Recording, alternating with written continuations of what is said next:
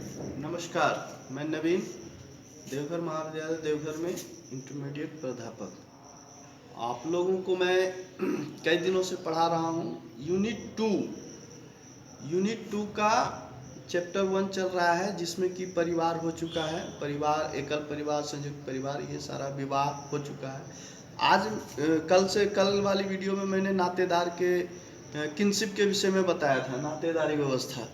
तो आज मैं नातेदारी के प्रकार बता रहा हूँ, टाइप्स ऑफ किनशिप। जैसा कि आप लिखा हुआ देख रहे हैं, नातेदारी के प्रकार, टाइप्स ऑफ किनशिप, मतलब नातेदारी के कितने प्रकार होते हैं। हमारे समाज में जो किनशिप सिस्टम है वो कितने प्रकार के होते हैं, आज मैं वो बताने जा रहा हूँ आपको। आप बोर्ड पर देखें कि नातेदारी के प्रकार 2 प्रकार होते हैं। पहला है कि रक्त मूलक नातेदारी, दूसरा है विवाह मूलक नातेदारी। अब रक्त मूलक जो नातेदारी होती है उसको कंसिजीनियस किनशिप भी कहते हैं। कंसिजीनियस किनशिप यानी कि यह जो नातेदारी जो व्यवस्था होती है ये आपके रक्त पर आधारित होता है।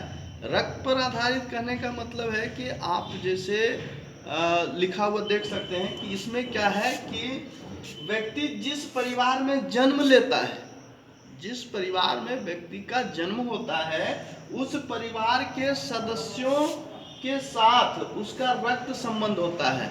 जैसे कि रक्त संबंध होता है, जैसे मान लेते हैं हम जिस परिवार में जन्म लिए, उस परिवार में हमारे भाई बहन, माता पिता के साथ हमारा रक्त संबंध, भाई बहन के साथ, तो इसलिए इसको क्या कहा जाता है, रक्त मूलक नातेदारी की व्यवस्था में आता है। अब इसमें माता पिता एवं उनकी संतानें, माता पिता एवं उनकी संतानें, दादा दादी, चाचा बुआ, मामा वो नाना नानी आदि शामिल होते हैं। इसमें दत्तक पुत्र व पुत्री भी शामिल होता है। दत्तक पुत्र एवं पुत्री कहने का मतलब है जिस परिवार में संतान उत्पत्ति होने में दिक्कत होती है या संतान उत्पत्ति नहीं होती है, उस परिवार में क्या होता है कि दत्तक पुत्र यानी कि पुत्र या पुत्री को गोद ले लिया जाता है। कहीं किसी परिवार से गोद ले लिया जाता है, या किसी जहाँ पर अनाथालय होता है वहाँ से गोद ले लिया जाता है, उसको हम दत्तक पुत्र की श्रेणी कहेंगे। और इसमें हम रखेंगे किसको, रक्त मूलक नातेदारी व्यवस्था में हम इसको रखते हैं। दूसरा जो हमारा है नातेदारी व्यवस्था में, वो विवाह मूलक नातेदारी है ना। इसको इंग्लिश में कहते हैं एफिनल किनशिप।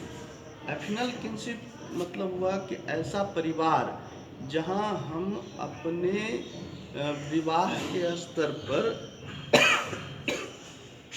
नातेदारी व्यवस्था बनाते हैं।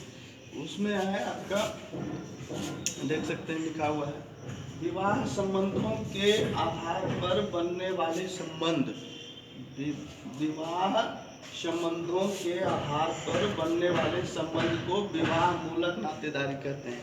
जब परिवार में किसी का विवाह होता है तो वह वहाँ इस परिवार और जहाँ विवाह होता है उस परिवार, दोनों परिवार मिलते हैं आपस में और वहाँ नातेदारी व्यवस्था बनती है। इसमें क्या क्या शामिल होता है, तो इसमें जीजा साली, मौसा मौसी, सास ससुर, देवरानी जेठानी, सारू बहनोई आदि, ये सब जो संबंध हैं, ये सारे संबंध क्या होते हैं, विवाह के आधार पर बनते हैं। और विवाह के आधार पर बनने के बाद इसमें जो है इस व्यवस्था में नातेदारी जो व्यवस्था होती है, यह विवाह मूलक नातेदारी एफिनल किनशिप कहलाता है।